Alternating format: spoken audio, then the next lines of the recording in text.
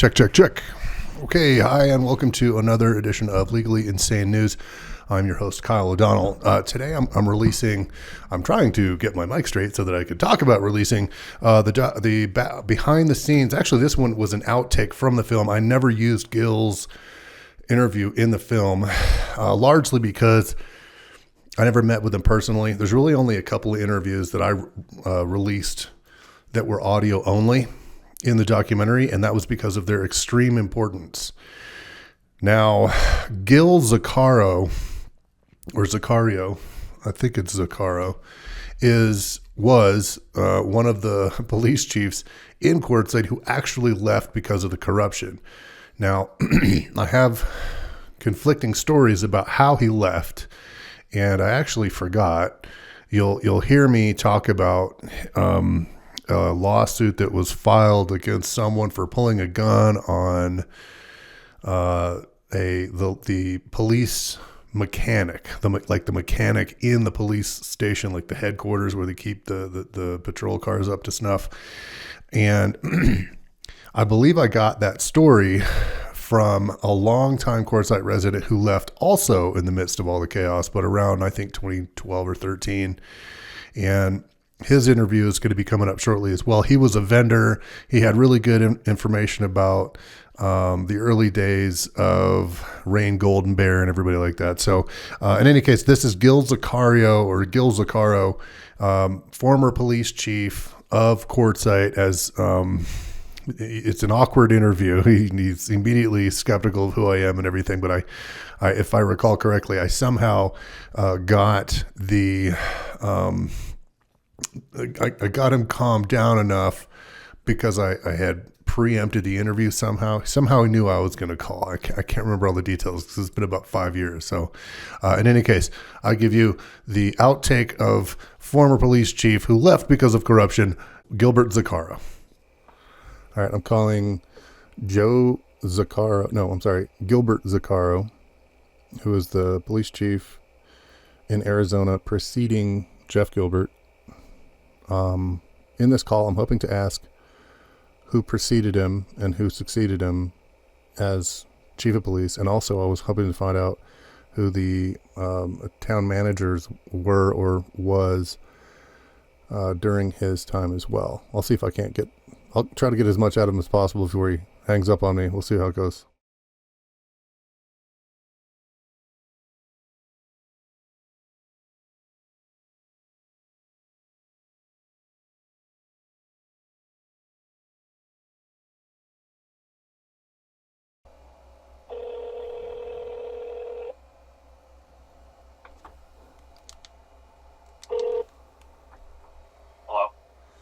Hi, is this Mr.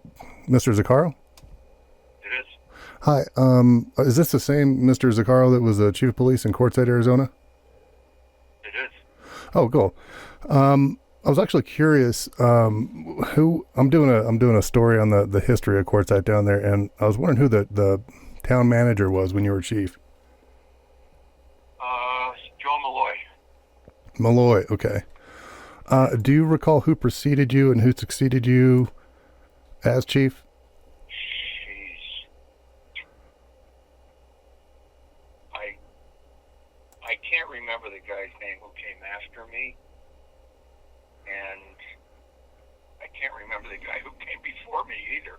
I was only there a year. Oh, okay. And excuse me if I don't have all my facts right, but there was apparently a lawsuit or something involving one of the chiefs there brandishing a firearm against the town's mechanic. Do you know anything about that? Yes. What was the story there?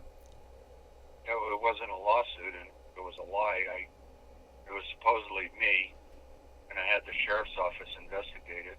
It came out nothing, and I quit over that. Oh, okay. All right. Well, I appreciate you clarifying that. There's kind of a pattern there that I'm finding of people sort of throwing people under the bus from the like town council side and stuff like that. Is that kind of what you're referring to? Yes. Oh, well, any, No. go ahead. First of all, who are are you and who are you representing? My name's Kyle O'Donnell. I own a production company called Legally Insane Films, and we just do investigative stories on small town politics and things like that. Well, there's plenty to investigate in Quartzsite, I'll tell you that. As I'm sure you're finding out, the place, I just don't have the words how bad it was there.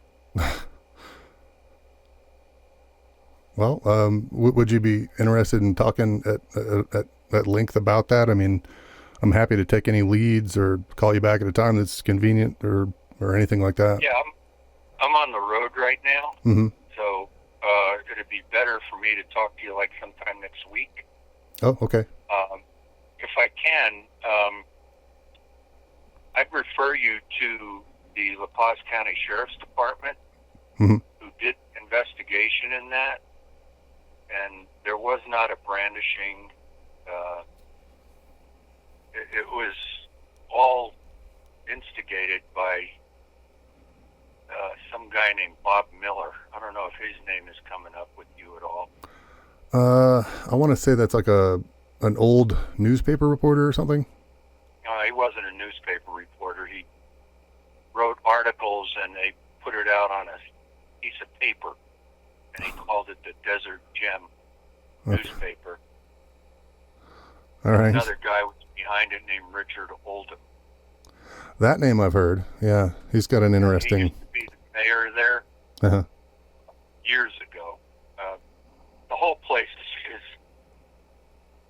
I'm going to tell you right now, if they were to give the United States an enema, that's where they'd stick the tube.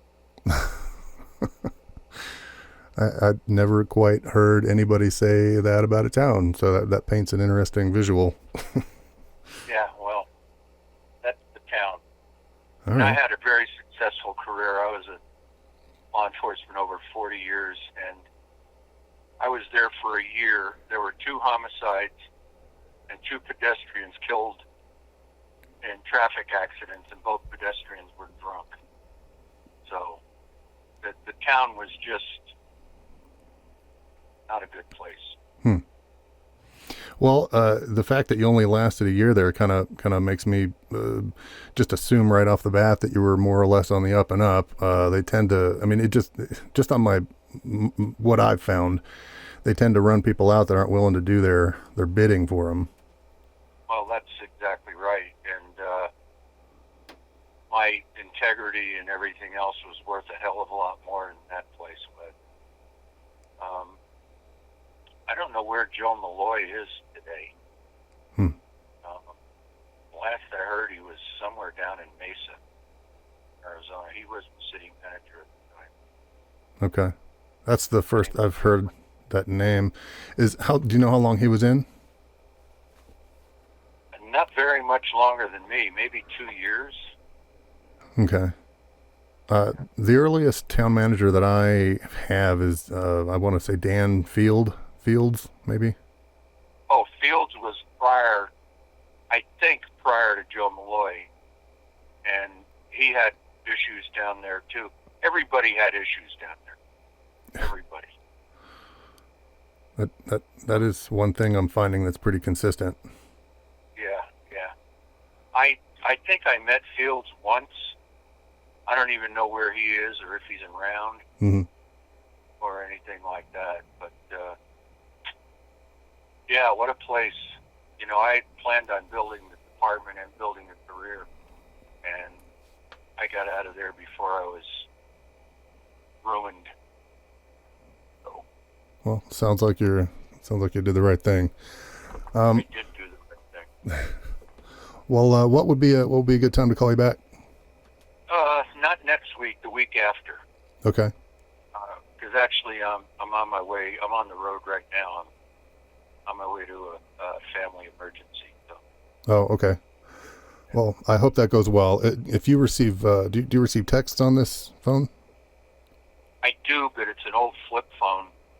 A lot of times when people text me from iPhones, Mm-hmm. it doesn't come through. It comes through in gibberish. But I'll give you my email if you want.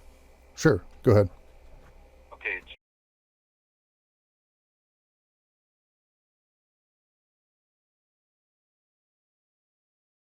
at live.com. Got it. Okay. I'll shoot you an email and we'll set up a time. And by the way, I hope everything goes well with your family. Actually, it's a funeral, so it couldn't go much worse. Well, I guess that's some good news in there. Is that end of the troubles has arrived? It's over. Yes. Yeah. Yes. All right, man. Thanks a lot. Thank you. Bye bye. You bet. Bye. So that was Gil Zaccaro, who apparently has a very different story to tell about the story that I just got from Bob Miller. So maybe we've got some conflicting information about that, which I find fascinating. He did not stop talking to me, which I kept waiting for him to right as soon as he asked my name and everything and my credentials, what was going on. I thought he was going to hang up, or I thought he was going to tell me he didn't have time. But not only did he keep talking, he set up a time to talk later. Whether or not that happens, I don't know. That'll remain to be seen. But I'll shoot him an email.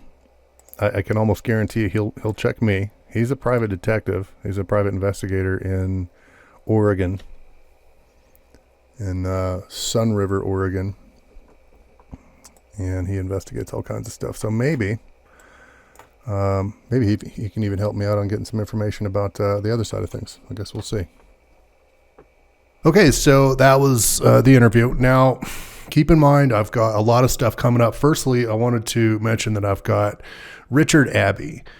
So if Gil Zaccaro was a former chief who legitimately gave the old college try to turning Quartzsite into a, like a half decent town, shy of corruption, I would say Richard Abbey was the cartoonist who cataloged it all.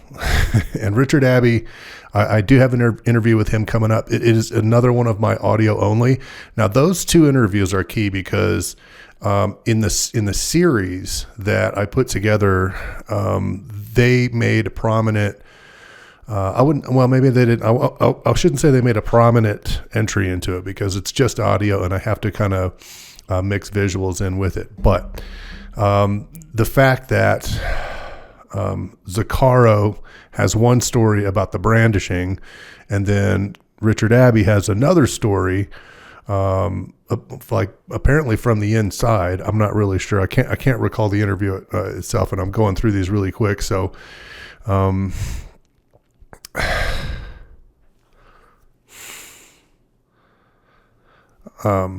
was going to try and hunt down that information from Zaccaro in the response that I got, but I did email him, and I never actually got a call back or an email back. I did try call him again as well. It's just, I could show you the audio. It's me going like this with my phone and the phone ringing and going to voicemail. So, unfortunately, that's all I have on him. Having said that, I believe I'm going to try and release this episode right at the end of April. And I've been doing a lot throughout this month. I think my last release was March 22nd. That was Lou Wilkinson. And because I have put all of these together in kind of a whirlwind, I've spent a lot of time on the road. I've been gathering information for another case that I'm going to be discussing really soon, probably even doing some live streams about that. And in any case, upcoming, I've got, and I'm just going to kind of preview all these for you. I'm going to start talking about Mike Roth's felony trial. And Mike Roth, as you guys will know, who watched the documentary, Mike is a key figure in the series. And he was fighting felony charges as I was filming this documentary, something like his 12th or 13th felony charge,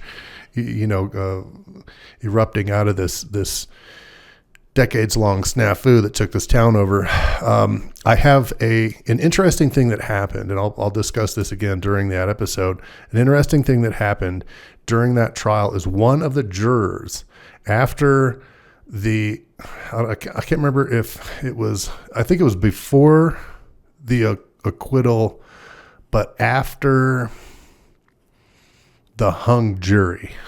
It was a crazy case. One of the jurors actually approached Mike and agreed to go on camera if I anonymized his face, which we did. And he gave it a very interesting story, a story which, if it got out at that time, could have handed Mike a multi-million-dollar lawsuit. I've got him in my files. I have him named as juror number 7 to keep his countenance anonymous. But I've got interviews with Chief Ponce, Dennis Wagner, who was the reporter for the Arizona Republic. He's moved on to San Diego. I think he moved on actually a couple of years after this, but he was with the Arizona Republic for many years. He's the guy in the high rise, the bald guy with the amazing background of like downtown Tempe or something in his office. Dick Cloud, who's an old school friend of both Richard Oldham and Rex Byrd. You see him prominently on the documentary. Who else? There's a really short interview that I have with a guy named Doug Guilford. That was a funny one. Ed Foster has a couple more coming out. Fred Welch, who's the attorney for Mike Roth during that time. I may or may not have recorded him in a clandestine recording. Let's see. Hal Davidson, who was one of the council people. He is a funny interviewee that's going to come up. More with Jenny Miller, just a whole bunch of people. The full interview with John Gutekunst, the squeaky voice newspaper reporter, Julie LeBenz. I'm going to be releasing like dozens and dozens as the weeks roll on. So thanks for sticking with me. I've got a whole bunch of new members that I need to thank. And those emails will be going out soon. Appreciate you guys ramping up, sticking with me, and watching the backdrop of this thing play out. It was a sinister story. So in any case, those are upcoming. Be sure to head over to legallyinsanenews.com for everything I release and the newest on the stories that I have upcoming in addition to the Quartzsite stuff. So thanks for watching, and we'll see you over there.